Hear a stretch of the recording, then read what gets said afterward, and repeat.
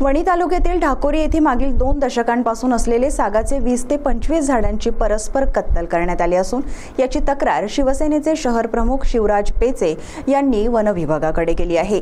मात्र वन विभाग या तक्रारीकडे डोळेझाक करत असल्याचे व उडवाउडवीचे उत्तर देत असल्याचे दिसून येत आहे। या सागवान झाडांची गावातील सरपंचांनी स्वतःच्या स्वार्थापोटी कत्तल केल्याची तक्रार शिवसेना शहर प्रमुख शिवराज पेचे यांनी केली आहे।